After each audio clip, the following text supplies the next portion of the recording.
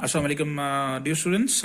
It's Amir Mumtaz again, and during this video and this lecture, it is again the series of chemistry, first year, chapter number 4, gases, and it is the second part of the Charles Law's lecture. In the previous lecture, if you remember, we had discussed about the definitions of the Charles law and the mathematical derivation of the Charles law, its quantitative relationship. And in this very video, inshallah, I'll give you an account of the graphical representation of the Charles law as well as the derivation of the absolute zero. In the previous lecture, I think if you can recall, we had discussed about these definitions. And then we had a bit of derivations, mathematical, and the proof of the Charles law. Now we will study about the graphical representation of the Charles law. When we say the graphical or how to represent Charles law in a graphical manner, so actually there are two different ways to represent Charles law in the graphical representation. We'll discuss both of them and then we'll study the absolute zero as well. Volume और temperature का जो relationship है वो absolute temperature के साथ, और दूसरा हम लोग इसका एक ग्राफ जो है वो डिग्री सेंटीग्रेड वगैरह के साथ जो है वो भी बनाया करते हैं, जहां से हम एब्सोल्यूट जीरो के बारे में भी बात करेंगे. ठीक है, तो इसकी जो ग्राफिकल रिप्रेजेंटेशन है उसको देख लेते हैं. अच्छा, अब अगर आपने इसका ग्राफ बनाना है तो ऑब्वियसली हमारे दो पैरामीटर्स हैं. ठीक है, तो ग्राफिकल रिप्रेजेंटेशन में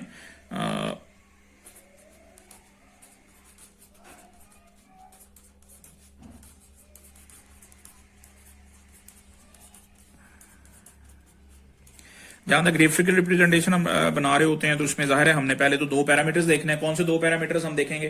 जो दो पैरामीटर्स हम लोग स्टडी कर रहे हैं वो वॉल्यूम और टेम्परेचर, तो इनका आपस में जो ग्राफ है उसको हम लोग देख लेते हैं.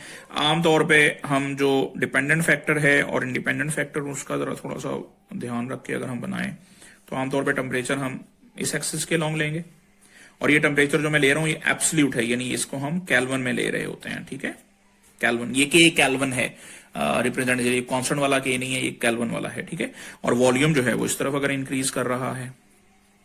सही है. अब अगर हम इन दोनों का जो है वो इसका सिलसिले को शुरू करें तो टेम्परेचर जो है वो यहां से अगर हम फर्ज करें इसको मैं जीरो कह दूं, अगर जीरो केल्विन, फिर याद रखिएगा जीरो केल्विन. ठीक है, इसको हम 200 300 केल्विन कुछ कह सकते हैं, एंड देन सो ऑन. ठीक है, इसी तरह से वॉल्यूम जो है वो यहां पर हम लोग ले लेते हैं, ये फर्ज करें 10 यूनिट वॉल्यूम है, 20 यूनिट है. यूनिट तो हम ग्राफ में कुछ भी अपने हिसाब से सेट करते हैं. अच्छा, अब हमें जो ग्राफ मिलेगा वो मिलेगा किस तरह से? देखो, एक बात तो याद रखो कि एक तो हमने प्रेशर जो है वो फिक्स रखना है, नंबर ऑफ मोल्स भी फिक्स रखना है. ठीक है, तो हमें जो ग्राफ मिलेगा जाहिर है वो स्ट्रेट लाइन मिलना चाहिए. अच्छा, लेकिन ये स्ट्रेट लाइन का जो ग्राफ होता है ये कभी भी हम बिल्कुल 100% ओरिजिन से शुरू नहीं करते. उसकी वजह ये है कि 100% ओरिजिन का मतलब हम ये लेंगे कि टेम्परेचर 0 केल्विन तो फिर वॉल्यूम भी यहां पर 0. ऐसा होता नहीं है. हम अभी तक इस टेम्परेचर पर गैसेस के साथ पहुंचते नहीं है, या इस टेम्परेचर तक नहीं पहुंचते हैं. इस वजह से हम लोग ये नहीं यहां से ग्राफ शुरू करेंगे. ये ग्राफ हम थोड़ा सा ऊपर से शुरू कर रहे होते हैं, इस चीज का ध्यान रखिएगा. फर्ज करें हमने कोई प्रेशर लिया हुआ है, जैसे फर्ज करें ये प्रेशर जो हमने लिया वो 1 atm है, तो 1 atm प्रेशर के ऊपर आप वॉल्यूम बढ़ाते जाए और टेम्परेचर बढ़ाते जाओ, वॉल्यूम बढ़ता जाएगा. मतलब फर्ज करो कि अगर मैं देखता हूं कि अगर मेरे पास जो टेम्परेचर था वो 200 था, तो 200 के पैरेलल जो वॉल्यूम है वो तकरीबन ये आ रहा है. ठीक है, लेकिन अगर मैं टेम्परेचर को 300 कर देता हूं तो मुझे नया जो मिलना चाहिए, फर्ज करें ये 300 पर है, 300 केल्विन. ठीक है, तो फिर मेरा जो नया वॉल्यूम है वो इंक्रीज होके देखें ये ऑलमोस्ट कोई 30 के करीब जा रहा है. ठीक है, तकरीबन 29-30 के करीब हो गया. तो टेम्परेचर बढ़ा, वॉल्यूम बढ़ गया. ठीक है, तो इस ग्राफ का मतलब जो है वो ये है. अच्छा, अब इसमें जो चीज हमने फर्दर देखनी है कि ये ग्राफ जो मैंने बनाया ये मैंने 1 atm पर बनाया, प्रेशर मैंने सेम रखा. ठीक है, जब प्रेशर सेम रखते हैं और वॉल्यूम और टेम्परेचर का ग्राफ बनाते हैं तो हम इस ग्राफ को आइसोबार भी कहते हैं. क्या कहते हैं? Isobar. So this graph is known as isobar. जैसे हम बॉयल्स लॉ के अंदर हमने जो रिप्रेजेंटेशन पढ़ी उसे आइसोथर्म कहा था, तो ये आइसोबार है. आइसो अगेन मीन्स सेम और similar, and bar means pressure. ठीक है, तो सेम प्रेशर या सिमिलर प्रेशर के ऊपर जो है वो हम लोग ये बार मेजर कर रहे हैं। अच्छा, अब ये सेम प्रेशर रखा है मैंने, जाहिर है प्रेशर अगर 180 है, लेकिन अगर मैं प्रेशर बदल देता हूं तो वो आइसोबार नया मुझे मिलेगा। ठीक है, अब नया आइसोबार कैसे मिलेगा? फर्ज करें कि अगर मैं प्रेशर को इंक्रीज कर रहा हूं, तो अगर मैं प्रेशर इंक्रीज करता हूं तो जाहिर है ये इसका जो स्लोप है वो चेंज, इसे हम स्लोप कहते हैं, तो इसका स्लोप चेंज हो जाएगा। अब ये स्लोप किस तरफ मूव करेगा? जब मैं प्रेशर बढ़ाऊंगा तो प्रेशर बढ़ाना, दरअसल जब प्रेशर को बढ़ाया जाता है तो टेम्परेचर जो है वो इंक्रीज कर रहा होता है, ठीक है, और वॉल्यूम जो है वो डिक्रीज कर रहा होता है। और हमेशा याद रखिए कि टेम्परेचर इस एक्सिस पर मैक्सिमम है, वॉल्यूम इस एक्सिस पर मैक्सिमम है। यहां वॉल्यूम मैक्सिमम, यहां टेम्परेचर मैक्सिमम। अगर मैं प्रेशर बढ़ाऊंगा तो टेम्परेचर ज्यादा होगा, टेम्परेचर ज्यादा होगा तो ये ग्राफ किस तरफ टिल्ट करेगा? टूवर्ड्स टेम्परेचर एक्सिस, ताकि टेम्परेचर की वैल्यू इंक्रीज हो जाए। ठीक है, तो इसका मतलब है कि अगर मैं ये ग्राफ एक यहां से शुरू करता हूं तो मुझे इसके अंदर एक नई लाइन मिलेगी तो स्ट्रेट लाइन, लेकिन वो यहां मिल गई। फर्ज करो ये प्रेशर जो है ये 2 atm है, तो जब मैं प्रेशर बढ़ाऊंगा तो अगर ये ग्राफ वॉल्यूम और टेम्परेचर एक्सिस में, तो ग्राफ किस तरफ टिल्ट करेगा, किस तरफ मुड़ जाएगा? टेम्परेचर की तरफ मुड़ जाएगा। तो जितना प्रेशर ज्यादा होगा ग्राफ टिल्ट करता जाएगा, मुड़ता जाएगा प्रेशर एक्सिस की तरफ। ठीक है, जैसे फर्ज कीजिए 3 atm का मैंने बना दिया इस तरह से। ये आइसोबार है 1 atm पर, ये आइसोबार है 2 atm पर, ये आइसोबार है 3 atm पर। ठीक हो गया, तो ये तो सिंपल ग्राफ है जो कि हमने एब्सोल्यूट टेम्परेचर के साथ जो है वो इसको बना लिया। इसका एक और ग्राफ जो हम आमतौर पे हमें बनाना होता है, हम उसे स्टडी कर रहे होते हैं, वो दरअसल हमें दिखाई देता है डिग्री सेंटीग्रेड के साथ। ठीक है, तो जब हम उसे डिग्री सेंटीग्रेड के साथ बना रहे होते हैं तो फिर उसको भी जरा थोड़ा सा देख लेते हैं। तो वो दूसरी रिप्रेजेंटेशन है चार्ल्स लॉ के ग्राफ की। उसके लिए जो हम जब ग्राफ बनाते हैं तो उसमें हम डिग्री सेंटीग्रेड जो है उसके साथ अगर हम इसको लें तो फिर जरा थोड़ा सा हमें ग्राफ को बनाते हुए एक दो चीजों का ख्याल रखना होता है। ठीक है, अगेन अब फर्ज करो मैंने ये वॉल्यूम जो है ग्राफ नंबर 2, इसको मैं कह देता हूं,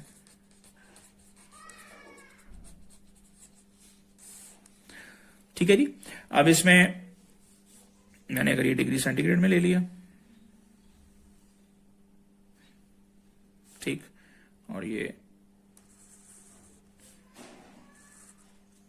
अच्छा, अब जब ये डिग्री सेंटीग्रेड में होगा, temperature is taken in degree centigrade, तो ये बात याद रखिए कि अगर यहां पर मैं ले रहा हूं 0 डिग्री सेंटीग्रेड, ये ओरिजिन था और ये 0 डिग्री सेंटीग्रेड है और ये वॉल्यूम है, ये टेम्परेचर है, इन टेम्परेचर T, ठीक है, डिग्री सेंटीग्रेड। तो ये फर्ज करें 0 है, इसको मैं यहां पर जो है वो 200 ले लेता हूं। ठीक है, सिर्फ इंक्रीज कर रहा है, ये 300 हो जाएगा। ये डिग्री सेंटीग्रेड में, ये बात आपने याद रखनी है।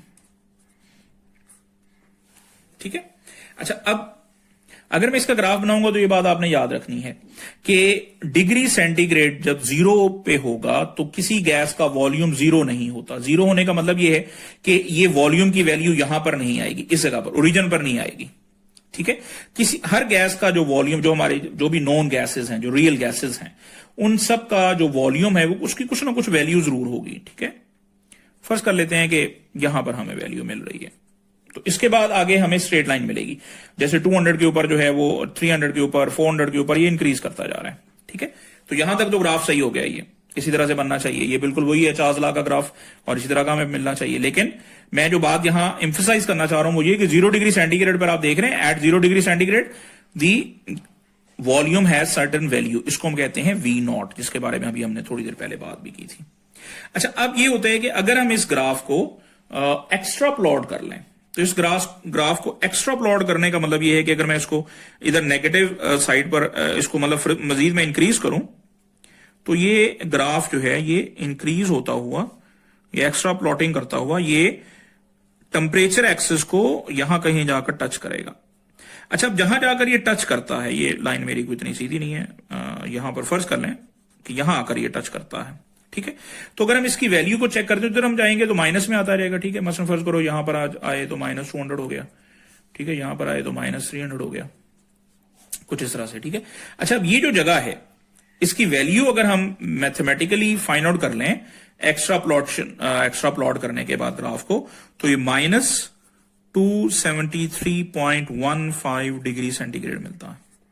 और इसका मतलब क्या है, इसकी बड़ी अहमियत है। अहमियत ये है कि अगर हम इसको एक्स्ट्रा प्लॉट करें, हम ओरिजिनली तो यहां तक नहीं पहुंचे, कुछ नजदीक तक वैल्यू तक आएंगे, लेकिन फिर उसी तरीके से हमने इसको एक्स्ट्रा प्लॉट कर लिया, बढ़ा लिया ग्राफ को, तो ये ग्राफ को टच करना चाहिए जाकर, यानी इस ग्राफ को ये टेम्परेचर एक्सिस के साथ जाकर यहां टच करेगा, और जब टेम्परेचर एक्सिस पर टच करेगा तो वॉल्यूम यहां जीरो हो जाएगा, यहां वॉल्यूम क्या हो जाएगा, जीरो हो जाएगा। ठीक हो गया। और जहां वॉल्यूम जीरो हो गया, इस टेम्परेचर को हम नाम दे देते हैं एब्सोल्यूट जीरो टेम्परेचर। इसको हमने नाम क्या दे दिया, एब्सोल्यूट जीरो। तो इसको हम एब्सोल्यूट जीरो कह देते हैं।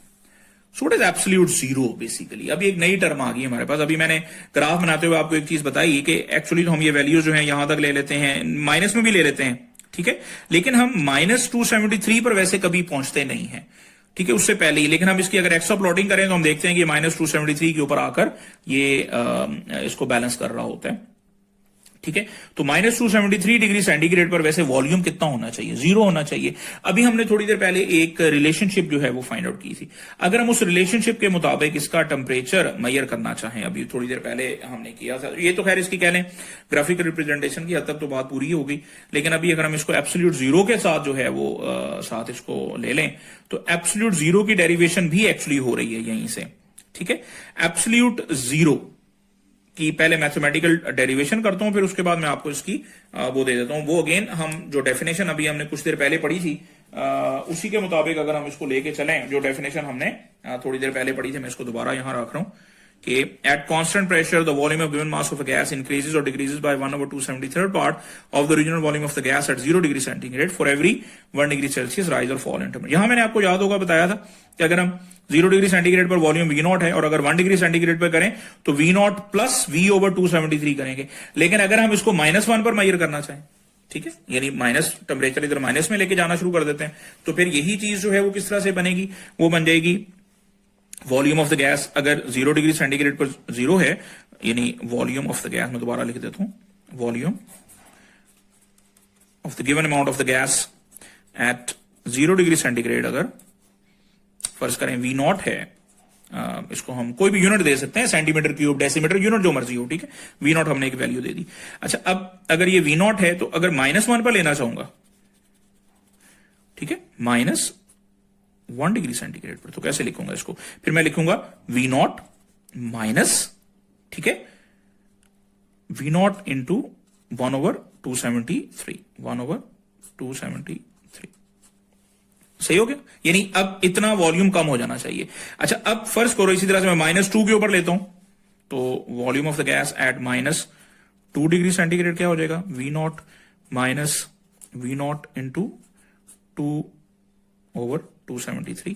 और अगर मैं इसको लेता हूं कहां पर, at T degree centigrade, so volume of the gas at T degree centigrade, ठीक है। और T मैंने कितना लिया, फर्ज करो मैं ले लेता हूं -273।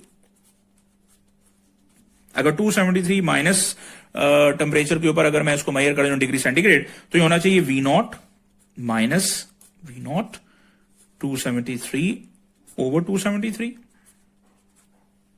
ठीक है। और मेरे ख्याल में अगर ये 273 से आप देखेंगे तो कैंसल आउट हो जाएगा, V0 मल्टीप्लाइड बाय 1 हो जाएगा, तो आंसर आ जाएगा V0 माइनस V0, यानी आंसर क्या हो गया, 0। इसका मतलब क्या हुआ कि वॉल्यूम ऑफ द गैस हमारे उस डेफिनेशन जो हमने थर्ड डेफिनेशन पढ़ी थी उसके मुताबिक हमें ये बात समझ में आ रही है कि अगर हम -273 डिग्री सेंटीग्रेड पर पहुंच जाएं तो वॉल्यूम ऑफ द गैस 0 होना चाहिए। अच्छा, हमारा ग्राफ भी हमें यही चीज बता रहा है। अच्छा, ये एक्चुअल वैल्यू जो है ये -273.15 डिग्री सेंटीग्रेड, हम मैथमेटिकली इसको सिंप्लिसिटी के लिए -273 ले रहे हैं, ठीक है। तो देखो वॉल्यूम जो है वो किसी भी गैस का 0 हो जाना चाहिए एट -273 डिग्री सेंटीग्रेड। अच्छा, अब इसको नाम दे दिया गया एब्सोल्यूट जीरो टेम्परेचर का, या एब्सोल्यूट जीरो का नाम दे दिया गया। जब हम ये कहते हैं कि एब्सोल्यूट जीरो, तो इसको एब्सोल्यूट जीरो क्यों कहा जा रहा है, पहले तो इसकी एक डेफिनेशन देख लेते हैं, ठीक है। किसी भी हवाले से अगर हम इसकी डेफिनेशन करना चाहें तो it is a hypothetical temperature. So what is the definition of the absolute zero,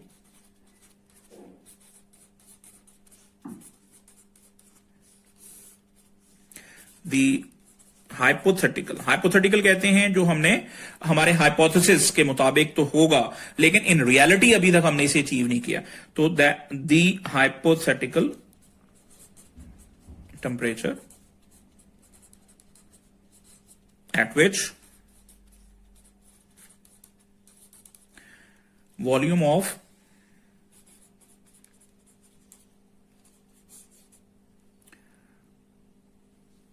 a gas, of every gas, ठीक है, of a gas becomes equal to 0,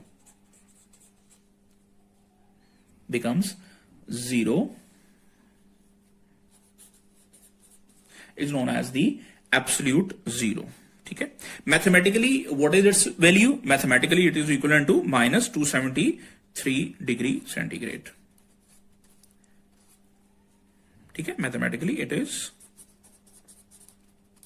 mathematically देखेंगे तो ये माइनस 273 डिग्री सेंटीग्रेड के बराबर है। ठीक है, अच्छा, यहीं से फिर एक जो नया काम किया गया वो ये कि लॉर्ड कैल्विन ने बताया कि इसी से हम लोग शुरू करते हैं एक नया टेम्परेचर स्केल जिसमें 0 केल्विन वो टेम्परेचर लिया गया जहां पर गैस का वॉल्यूम 0 हो जाना चाहिए। तो इसका मतलब है 0 kelvin should be equivalent to minus 273 degree centigrade. 0 kelvin should be equivalent to minus 270, तो इसी को 0 केल्विन कह दिया गया। और आज इसीलिए जब मैंने भी ऊपर यूज किया था और आप सब लोग भी यूज करते हो कि आपने कभी भी अगर आपको टेम्परेचर डिग्री सेंटीग्रेड में गिवन हो और आप उसको केल्विन में कन्वर्ट करना चाहते हो तो फिर हम उसमें 273 ऐड कर देते हैं। ये एब्सोल्यूट जीरो। अच्छा, अब इसमें एब्सोल्यूट का जो लफ्ज इस्तेमाल हो रहा है उसको भी जरा थोड़ा सा समझे। दरअसल ये एक बड़ी इंपॉर्टेंट सिनेरियो है। इसका मतलब ये है कि यहां पर अगर कोई चीज पहुंच रही है तो उसका मतलब उसका वॉल्यूम 0 हो रहा है। जब वॉल्यूम की हम 0 की बात करते हैं तो गैस के जो मॉलिक्यूल्स होते हैं उनका मूवमेंट अगर होगा तो वो वॉल्यूम भी ऑक्युपाई कर रहे हैं, तो उनका जो वॉल्यूम है वो 0 हो रहा है, तो उसका मतलब है शायद उनका मूवमेंट भी खत्म हो गया। और अगर मूवमेंट खत्म हो जाएगा तो एनर्जी खत्म हो जाएगी, एनर्जी खत्म होगी तो साथ ही मास भी खत्म हो जाना चाहिए, तो इसका मतलब है हर चीज जो है वो 0 हो जाएगी। ठीक है, अभी तक हम हाइपोथेटिकली तो इसके बारे में बात कर रहे हैं, लेकिन ये कहा जाता है कि it is the lowest possible temperature. ठीक है, अलबत्ता गैसेस के लिए हम इसको अचीव नहीं कर पाते क्योंकि गैसेस इससे पहले ही कन्वर्ट हो जाती हैं इनटू सॉलिड्स एंड लिक्विड्स। ठीक है, it is the lowest possible temperature for anything, किसी भी चीज के लिए जो हम लोग इसको हासिल कर सकते हैं। So this is all about the chancellor. मैंने कोशिश की है कि मैं इसमें इसके तमाम एस्पेक्ट्स जो है उनको देख सकूं। This is derivation of absolute zero as well, थोड़ा सा एब्सोल्यूट जीरो की जो डेरिवेशन है वो भी दरमियान में आ गई है। इसके कुछ न्यूमेरिकल्स हैं, वो न्यूमेरिकल्स जो हैं वो मैं अलहदा से जो है उसके शेयर कर दूंगा और क्लास के अंदर जो है उसको भी डिस्कस किया जाएगा। आप सब लोग इसको अच्छी तरह से समझ लें, देख लें, ताकि कोई प्रॉब्लम अगर हो तो फिर आप वो क्वेश्चन पूछ सकें। आप सब लोग इस वीडियो को जब देखेंगे तो ध्यान से समझिए भी, सुनिए भी और अपने क्वेश्चन को साथ साथ नोट कर लिया करें। ठीक है, आप उधर ही कमेंट्स में भी मुझसे पूछ सकते हैं कोई क्वेश्चन अगर होगा, और अगर जूम क्लास में पूछना चाहें तो वहां भी पूछ सकते हैं। Thank you very much. It's that's all for today's lecture and इंशाल्लाह next will have another law. I think we'll discuss the Avogadro's law then. Okay? Assalamu alaikum.